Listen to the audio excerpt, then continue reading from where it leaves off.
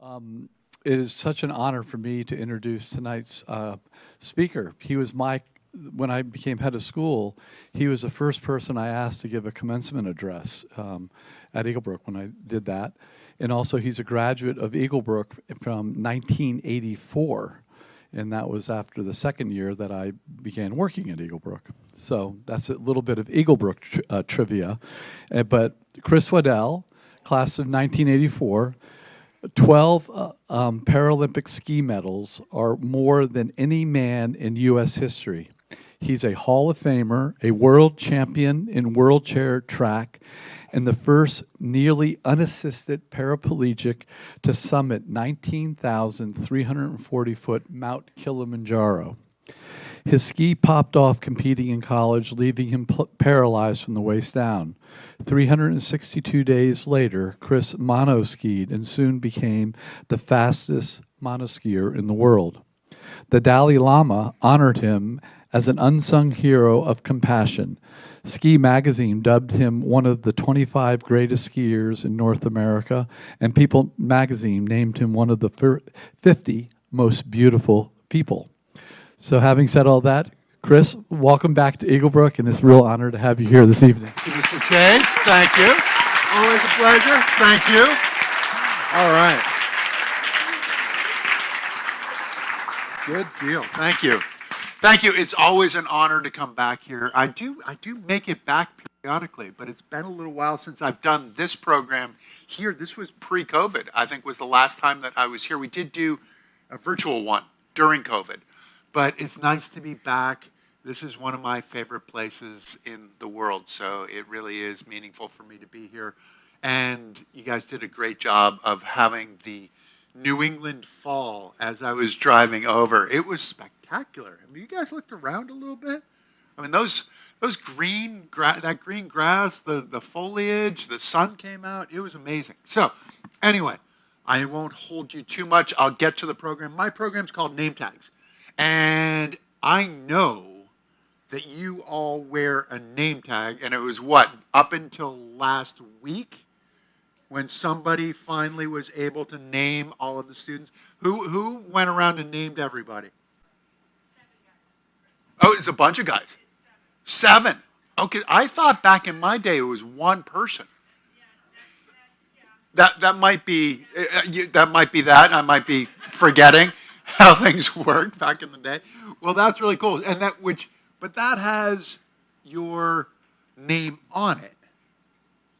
And there are other name tags, aren't there, that aren't necessarily our names, but we get labeled with. So like the idea of like where we're from,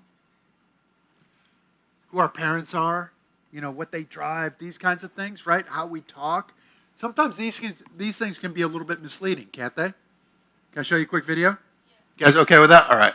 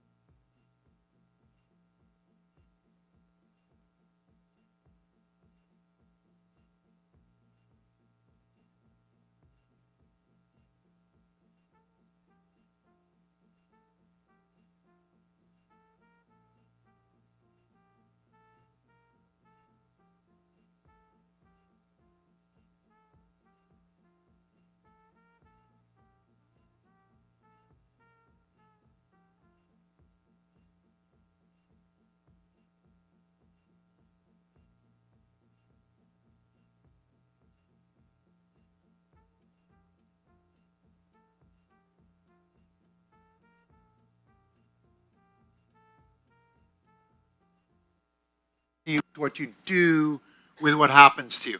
So when I count to 3, I want this side of the room to say it's not what happens to you. And obviously big kids can participate too, right? And then this side of the room is going to answer with, it's what you do with what happens to you. I think you guys might have one or two more words. You go okay with that? You good? You're not too nervous? Okay.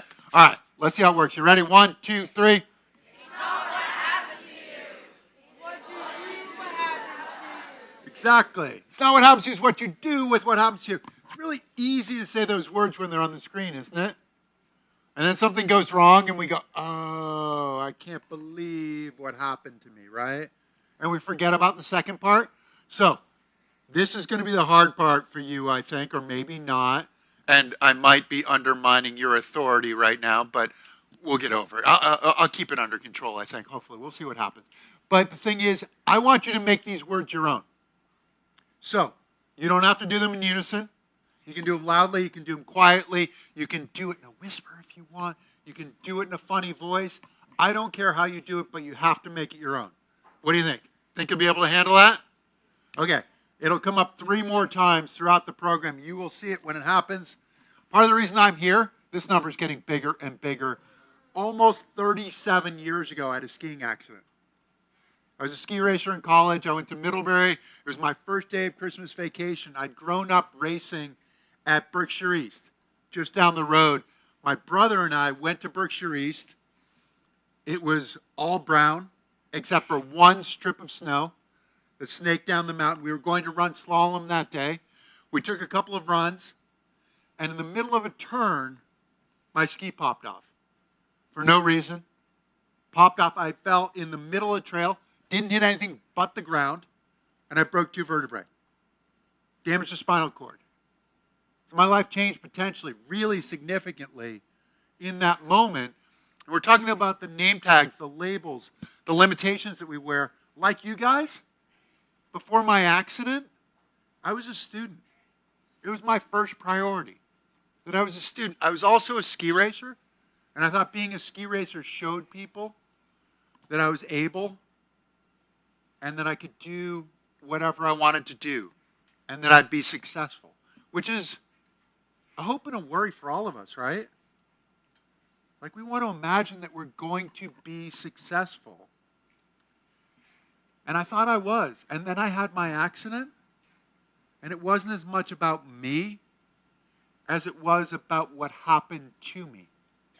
Some things didn't change though, right? I continued to be a student. That didn't change. But when a lot of people saw me, and you might have had this experience as you came in today, they didn't see me, they saw what I couldn't do, or what they perceived that I couldn't do. So I'd gone from feeling like I was able and could do whatever I wanted to do, feeling like I was disabled, like I was on the outside looking in. We've all had that experience, haven't we? Feeling like we're on the outside looking in. It can be a really lonely place to be. Can I do a quick exercise just to illustrate this? Can I get everyone with a red sticker to stand up, please?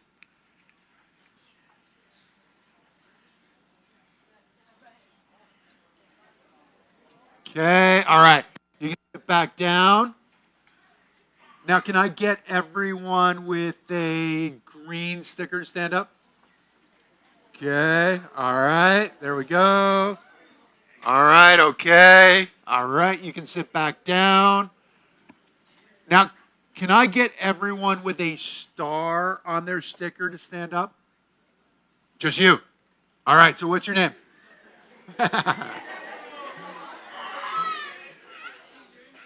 You have to be loud. James? James Scott. Okay. So afterwards, come up here. Remember, because I might forget, I'm going to give you a copy of my book, okay? So thank you for being that one person. I appreciate it. Thank you. Thank you.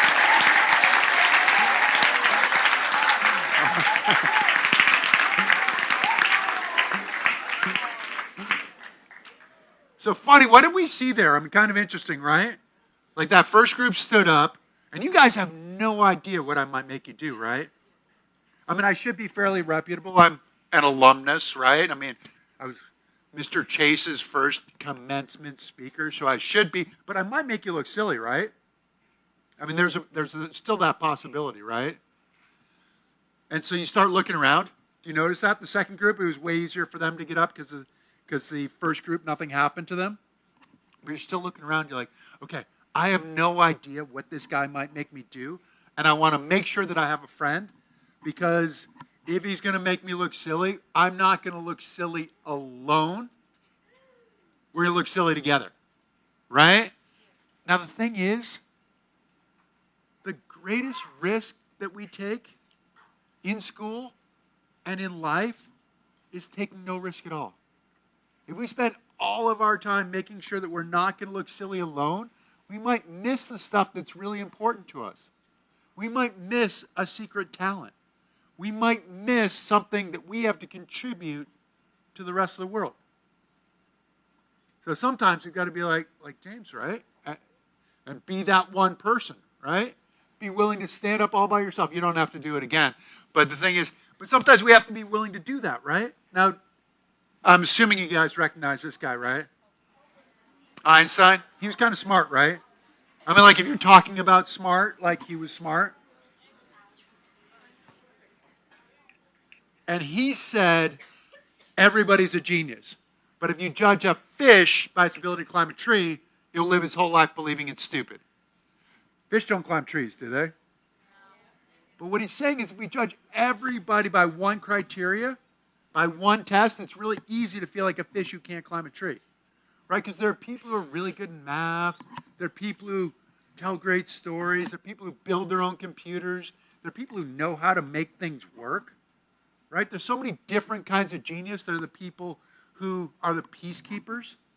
Like that you're playing a game and there's a conflict and they're the ones who get everybody together. Right?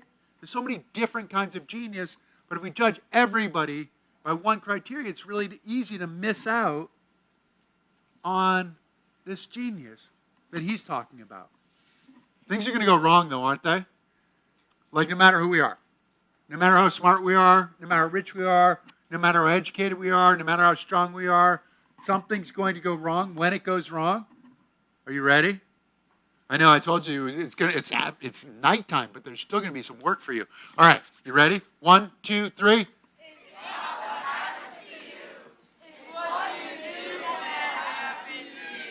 All right, I think I had a couple of people breaking the unison right there. Didn't I give you permission? Like I told you, you could do it in a funny voice if you wanted to.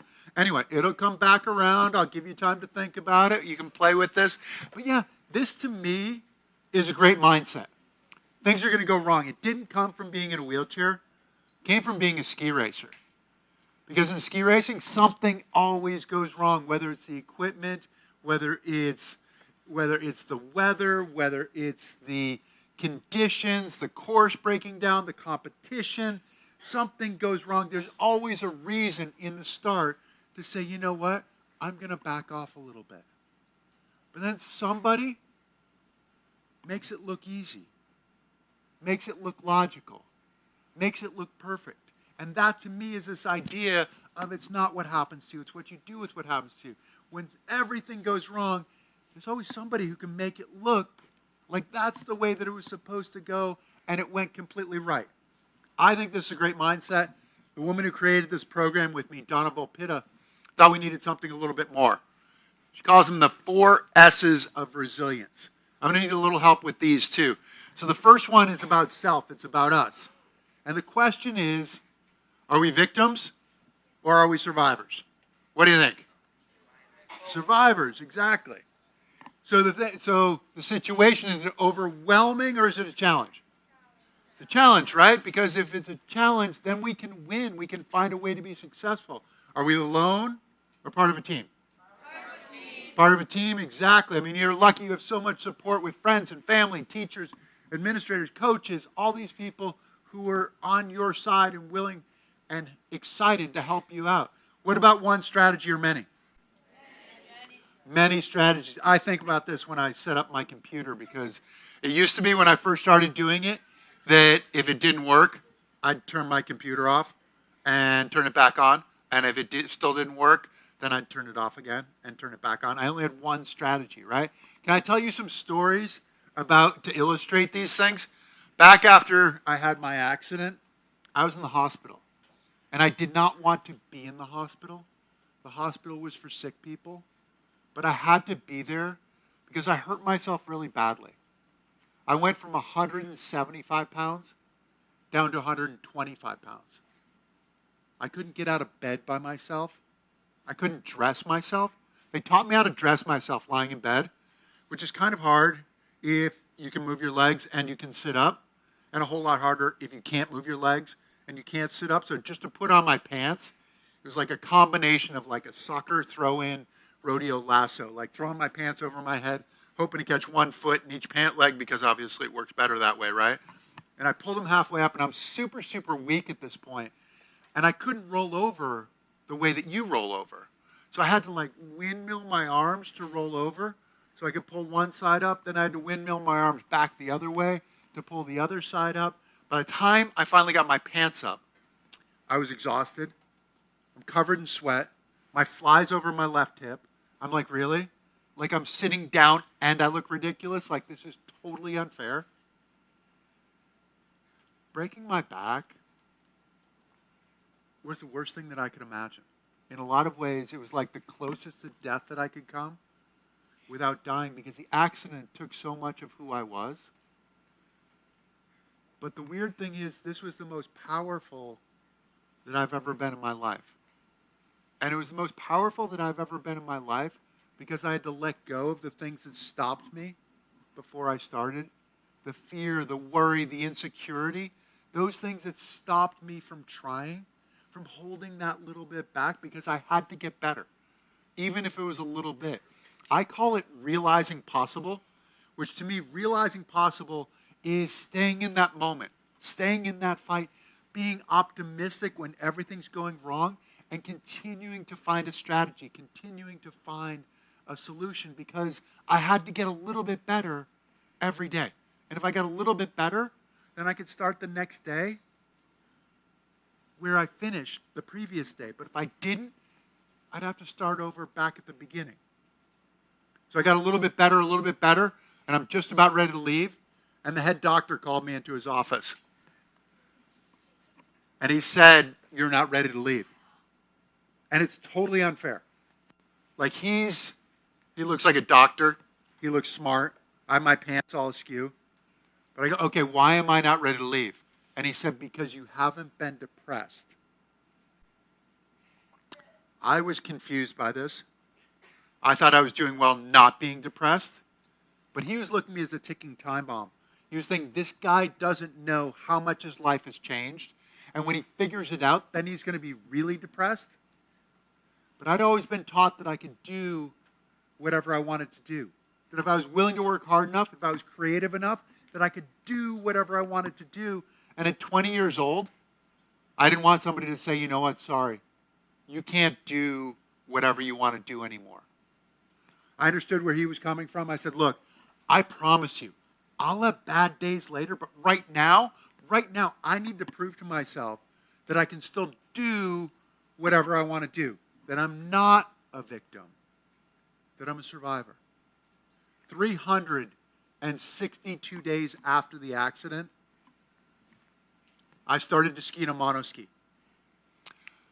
Okay, I'm kind of lying to you on that. 362 days after the accident, I started to fall in a monoski. I'd never seen one. I'd never seen anyone ski in one. It arrived at school. My college coach put it together. He called me up, and he said, let's go to the mountain. I got in. I got all strapped up, and he said, well, what do you want to do? And I said, I don't know, like we go to the top, right?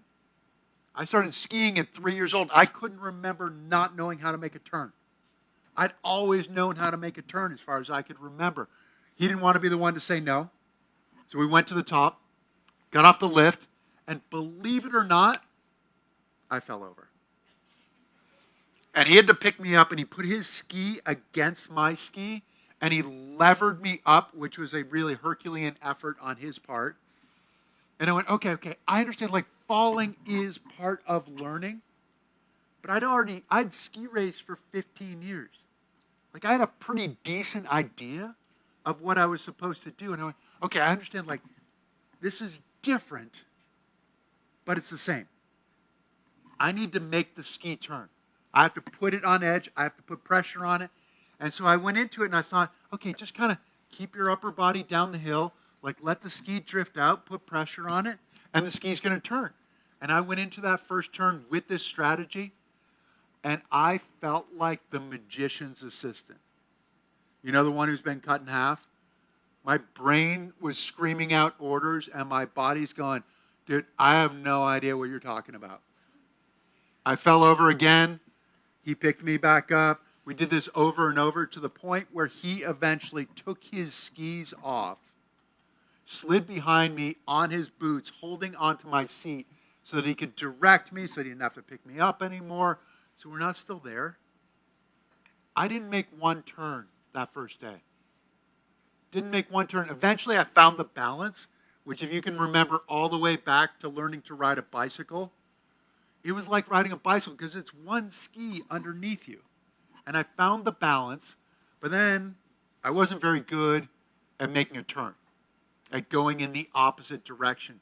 And I was sitting on 35 pounds of metal that felt like it was going to accelerate to about 150 miles an hour as soon as it went straight down the hill. So I was kind of scared of that. So I'm traversing across the hill, and I'm looking 10 inches in front of my ski tip.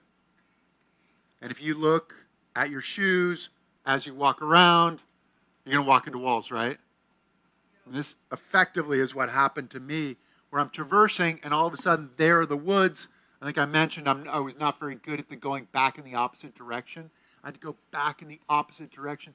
But eventually, I went from looking 10 inches in front of my ski tip to 10 feet to 100 feet to 100 yards down the hill. Suddenly, when I was looking 100 yards down the hill, I was in charge. The mountain wasn't pushing me all over. It's kind of like, I'm assuming there are things that sometimes you're learning in school, and you go, why are you teaching me this? Like, I'm never going to use this. But we've got to learn this thing so we can learn something bigger. So we can learn something bigger so we can address bigger and bigger problems and face bigger and bigger challenges, right? For me, that sense of mastery, which ultimately is what we're looking for, came from looking 100 yards down the hill. Because that's when I was in charge, when it wasn't overwhelming anymore, when it was a challenge. And we don't do it alone, right? The day of my accident, Ski Patrol actually first put me on a backboard to support me. Then they skied me down the hill in the toboggan, drove me to the airport in an ambulance, then flew me to the next hospital in a helicopter. My brother and parents went to the waiting room of the next hospital. So the doctors are doing all sorts of tests on me. Eventually, one doctor came out to go talk to them. He did not have a very good bedside manner. He came out and he said, your brother's broken his back. He'll never walk again. And the guy turned and he left. He did not educate them. He did not console them. He turned and he left. It was super emotional. And they all cried. And when they were done, my father said, that's the last time we can cry. We have to be strong for Chris. And they were. And when I think back on it, the greatest gift that my parents gave to my brother and me was the opportunity to fail. We'd try something, and we'd fail, and they'd say, well, what are you going to do now? How are you going to make this right? And it's like, you're not going to fix it. It's like, no, how are you going to make this right? As much as they wanted to protect me after the accident, they let me make my own choices. I was in the hospital for 2 months. 2 days later, I returned to college, to Middlebury College, to an almost 200-year-old school at the time, built mostly out of granite, on the top of a hill, in northern Vermont, in the middle of February, in a wheelchair. I say that now, and it sounds absolutely crazy. But it was the greatest decision that I could have made because my relationship with my friends didn't change. I wasn't alone, which was my greatest fear. I was still part of that team. Now, a few years ago, I was in Tibet, long way from home. Had to drive 16 hours just to get into China, then flew halfway across the world. And when I landed, I wanted to see what I missed. So I drove my car from the airport to my mailbox. And my mailbox isn't one that's right in front of the house. It's at the end of the street with everybody else's mailbox. So I drove my car up to it. I parked my car. I put the back of the driver's seat all the way back so I could reach into the back passenger seat, grab the frame of my wheelchair, pull it over me. I grabbed one wheel from the back wheel well, put it on, grabbed the other wheel, put it on, and this little girl rode up. She's like 6 years old. On her little pink bike, pink streamers coming off the handlebars, and she said, "What happened to your legs?" I'd just flown halfway across the world. I did not feel like having a conversation with a 6-year-old. Nothing against 6-year-olds, if any of you know any 6-year-olds, but I was kind of tired. But the thing was, I felt like I had answered her question as best I could, because from the time we're little, we're taught not to stare at someone who looks different, aren't we? It's impolite to stare. But if we never get a chance to ask questions, we never get a chance to know somebody who seemingly is different from us, but sure, it certainly shares a whole lot in common, and definitely something that they can teach us. So I told the little girl what I told you, that I had a skiing accident, and I tried to describe what happened to me in ways I thought she might be able to understand it. I said, you know those little bumps on your back? Well, those are bones, and those bones protect the nerves, and the nerves take the message from the brain to the rest of the body. So if I want my arm to move, my brain says move. That message goes along those nerves, protected inside of those bones to the muscles of my arm, and my arm moves. But because I broke 2 of those bones, it's like cutting a power cord. So now the message doesn't go from my brain to my legs or my legs back. I didn't know how well I was doing. Apparently, I was doing pretty well. She said, "So you'll never walk again?" And I said, "No, probably not." And with all the compassion of a 6-year-old, she said, "Well, that's too bad." And I wish that I had stopped her, because if I'd never had my accident, I never would have become the best in the world at anything. I became the best monoskier in the world, and it wouldn't have happened if I hadn't had my accident. This idea of it's not what happens to you, it's what you do with what happens to you. But the little girl, she just saw the tragedy. She didn't see all the strategies that had to go into when I couldn't balance on the monoski, to then when I couldn't make a turn, to then each time I reached a new plateau, having to find a new strategy to continue to get better. She just saw the tragedy. She didn't see the potential gift. Oops, there we go.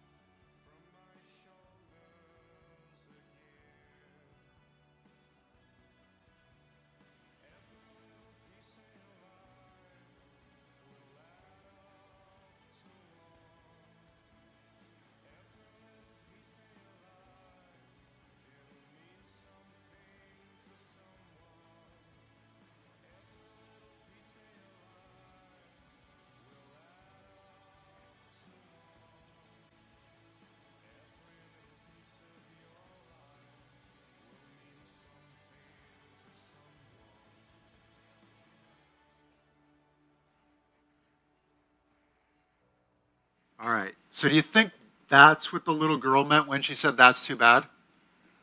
No, not at all, right? Not at all. Things are going to go wrong for all of us. You guys ready? It's your line again. You ready? One. You're all warmed up, right? You ready to go? Wide awake? Okay, let's see how it works. 1, 2, 3.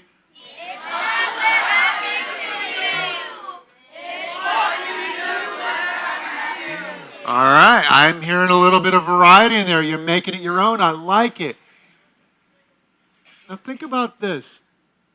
My accident changed my name tags, right?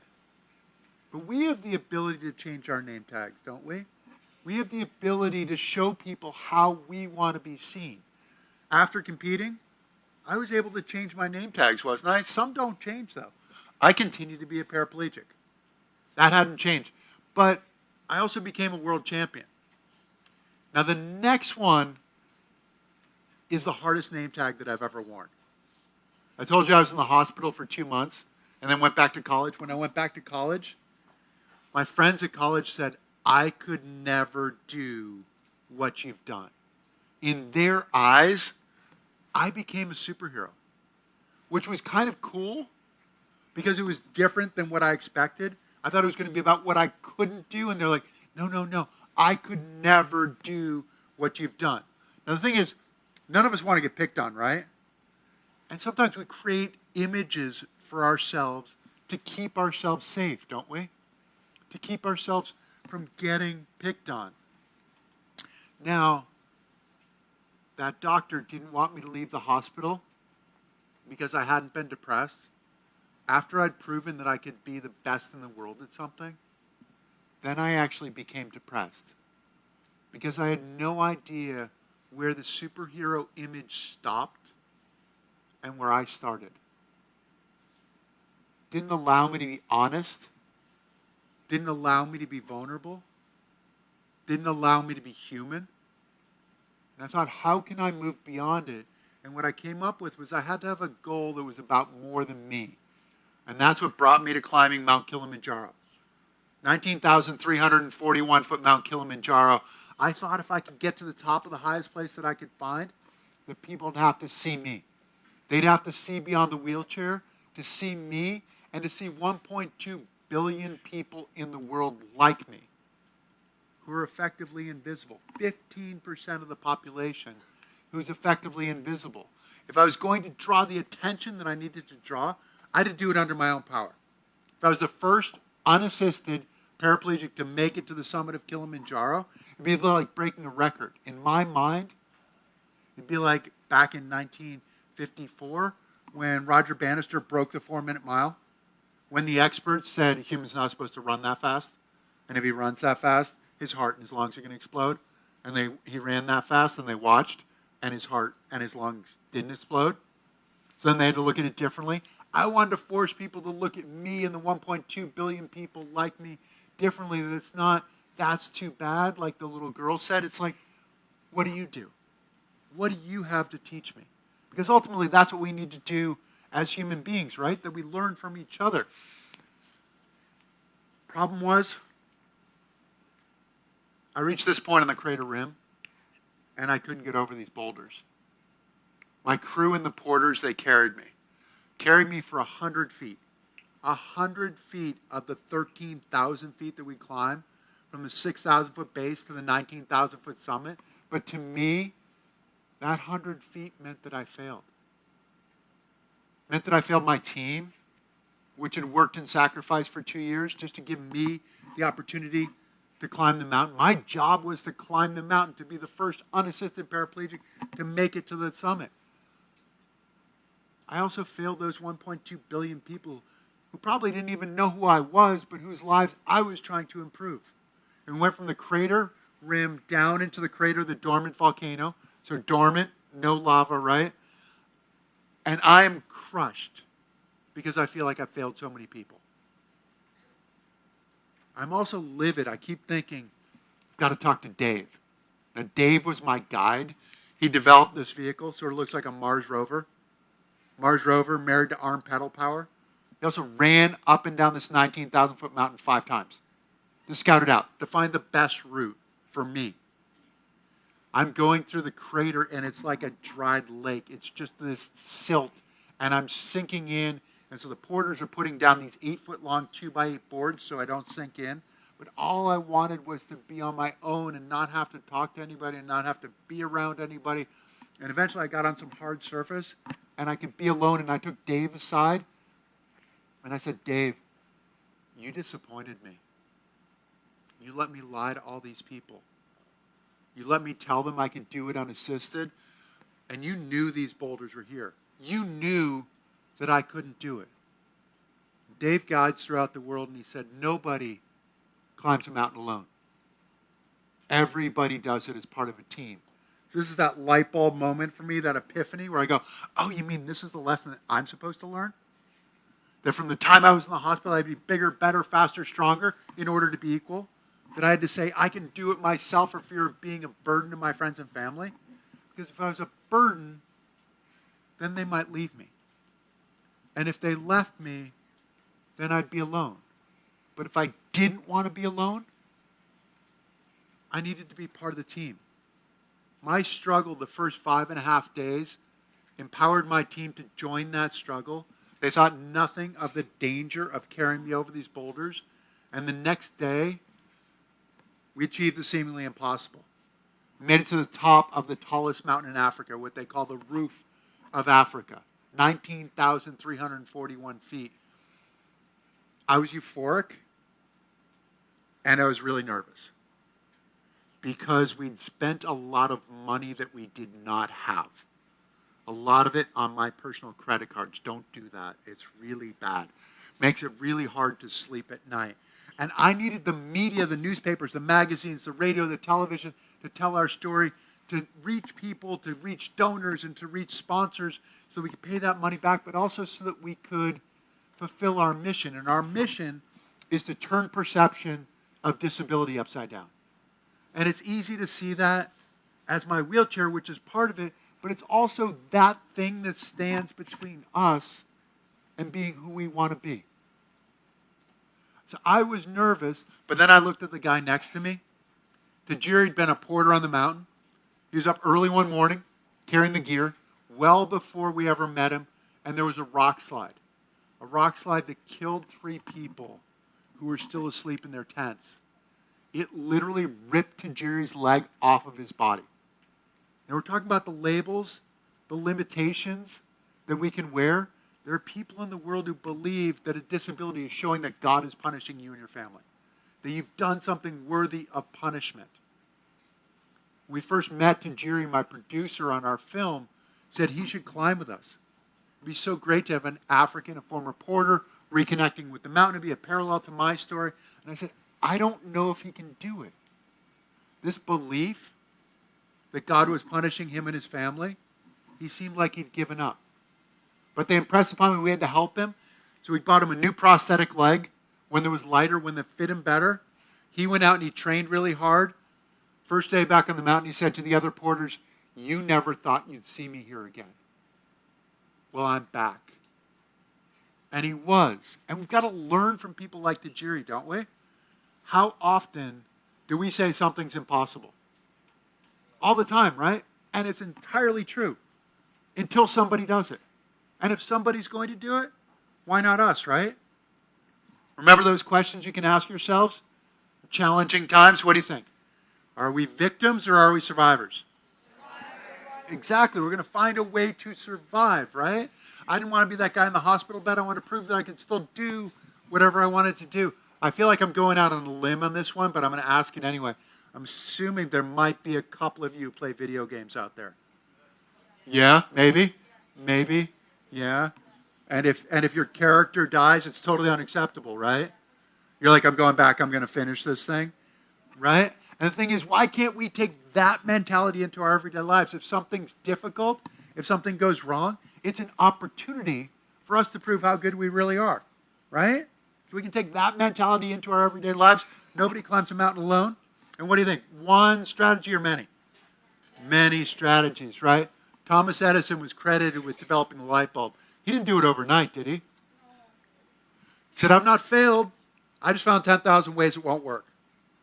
Had to find a lot of ways that would not work before he found a way that worked. Now, I'm of the belief that Bobby Orr was the greatest hockey player ever, but Wayne Gretzky scored more points than anybody in the history of the NHL, and he said, you miss 100% of the shots that you don't take. If you don't take a shot, you're guaranteed not to score. If you don't take a risk, you might not ever find that genius that Einstein was talking about. I assume you remember this guy. We're going to go to video again. I've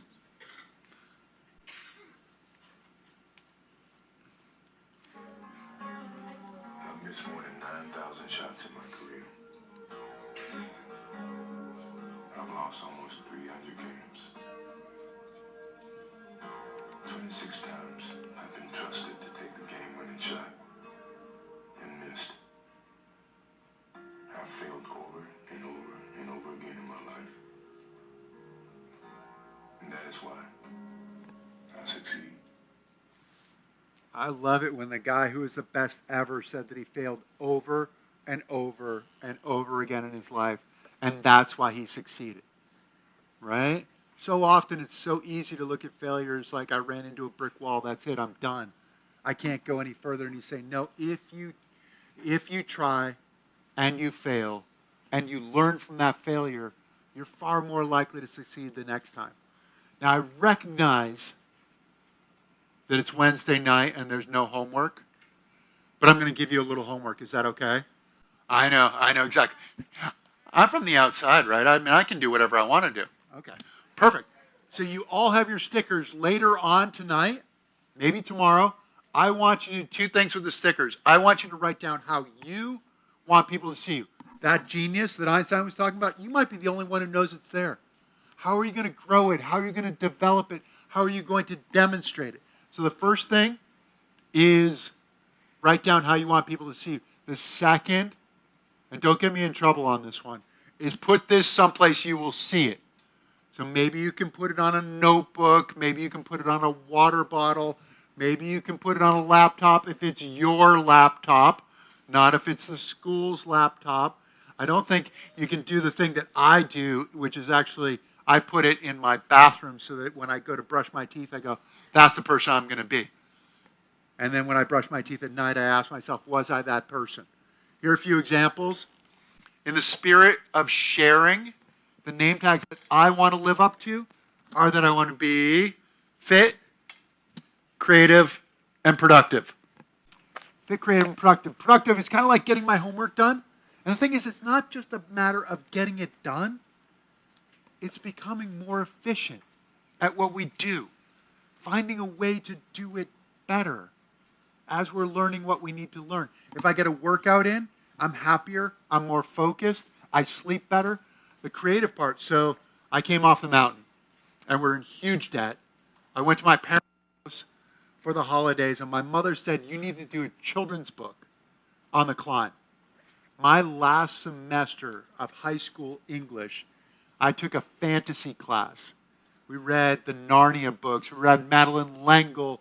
We read The Wizard of Oz, The Little Prince, which I still give to friends when they have babies, The Never-Ending Story, and we wrote papers on them.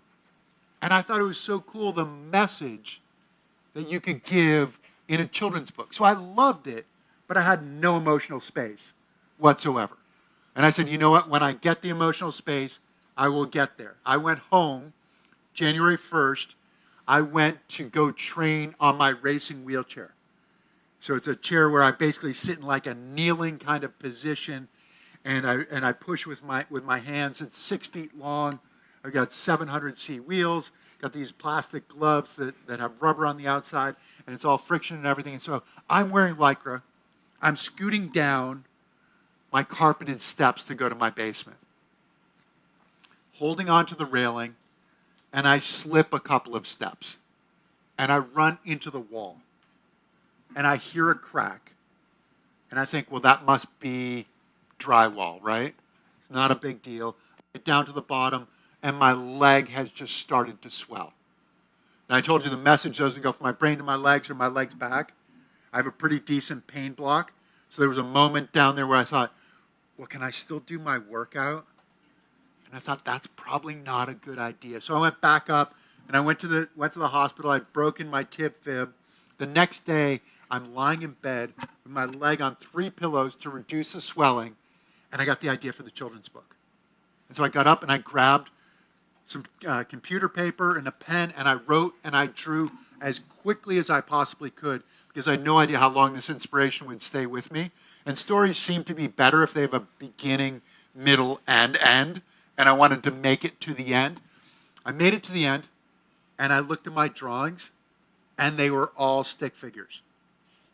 So I put it away. But this opened this like flood of creativity. So I did like 6 other ones, and they were all stick figures too. But eventually I was talking to a publisher, and she wanted to put me together with an illustrator. And I thought, but I have an idea of how I want this to look. So I read a book, I did all the exercises, and it taught me how to draw. So I went from stick figures to, wow, I'm willing to share it. And so I wrote, and illustrated this book, which is called Is It Lonely to Be a Four-Leaf Clover, which I'm going to donate to the library here. So I'll donate it to the library. And it's about a four-leaf clover that is hiding what makes it different, but also what makes it great, that 4th leaf, right? Until it meets a dandelion. And they fall in love, and it's all very Disney. There's not even a bee involved in the whole thing. But you'll have to go and read it afterwards. But I want to remember that I can go from not being able to do something to doing it well enough that I'm willing to share it. I heard somebody say at one point, the definition of an expert is someone who knows more and more about less and less, which in some ways is the definition of getting older, too. That we know more and more, and we're not putting ourselves into that uncomfortable place of not knowing what we're doing, but the learning part is the greatest thing that we can do. So, when you face challenges, are you ready? This is the last one. This is the last one. A lot of energy. You guys ready? Are you sure? I haven't put you to sleep yet? Not yet? Okay, perfect. 1, 2, 3.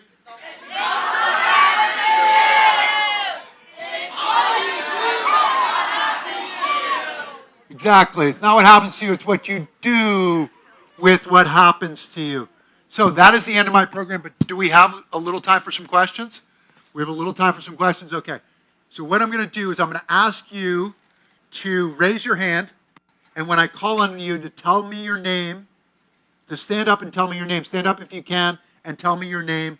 And you know what? And part of this, we want to get rid of this whole like internet thing where there's all this anonymity where you can just like bombard people with comments without having to actually own the comment that you've had to make.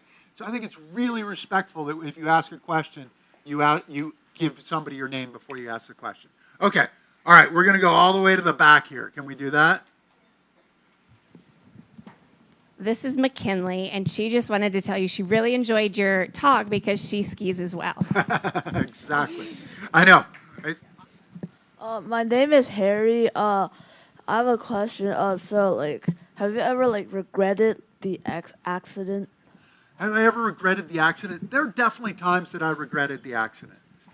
It's an interesting question, though, too, because I would not want to go back, if I had the ability to time travel and ensure that the accident didn't happen. Because I wouldn't want to trade the experiences that I've had and the person that I've become for some unknown, right? I mean, so often when we think of doing that, we're like, oh, well, my life would be like this and it'd be perfect. This is what name tags is all about. You're going to have a plan for your life, and you know what? Not to be the bearer of bad news, but most likely it's not going to work out exactly the way you planned. And that's okay. That can be the greatest gift that you can receive because it pushes you in a different direction and it forces you to learn something more about yourself. So, thank you, Harry. Yeah. Okay, here we go. Hi, my name is Richard Worley. I wonder, how do you drive? How do I drive? It's a great question. So I use hand controls. So it's a lever that attaches to the gas and the brake. I push it down for gas. I push it forward for brake. And I actually have a portable set that I put in rental cars. And I rent a lot of cars, and nobody at the rental car agency ever asked me that, like, how do you think you're going to drive here? Like, what are you going to do? I guess they figure They already have my money, so it doesn't really matter whether the car leaves the parking lot or not. So, great question. Yeah, thank you. One right here? Okay, perfect. My name is Jack, and I was wondering, like, how you deal with what other people think of you and, like, the everyday judgment you get. The everyday judgment, it's a really interesting thing. I mean, I remember when I left the hospital, when I was trying to leave the hospital, we had to do these things called furloughs. So I'd leave for like a weekend, and I would go home for a weekend to kind of see just how much more difficult it was being at home than it was being in the hospital. And we went to the mall the first time, and I'm going around, and I went, oh, like I've become the freak. Like everybody's staring at me. And that is not the case now. I mean, now I often get questions. You know, people ask me, and it's kind of funny how they ask me questions, but sometimes they'll ask me questions and they'll say, you know, is there a cure? And really, I think that's for their own insecurity than it is for mine. And so now, I mean, really for me now, it's usually, I fly a lot, and you know what drives me completely crazy is how slow everybody walks. Like, all these people are in my way, you know, and I'm like, will you get out of my, and will you actually figure out where you're going? Because most of the people look like they have no idea whatsoever where they're going. But really, I mean, I think I think we want to be able to project who we are, but people are not always going to get that. And we have to remember that that's really for us, that we have to remember who we are and what we're all about, and not necessarily be taken down by what other people think. So thank you, and thank all of you. It's such an honor to be able to present to you. Thank you. Al gave us a book, and so we're going to give him a book back. And again, Chris, thank you so much for your words and inspiration. Congratulations. This is what we trade in, right? We trade in books and knowledge. This is it. Thank you. Appreciate it. Thank you very much. Thank you. All right.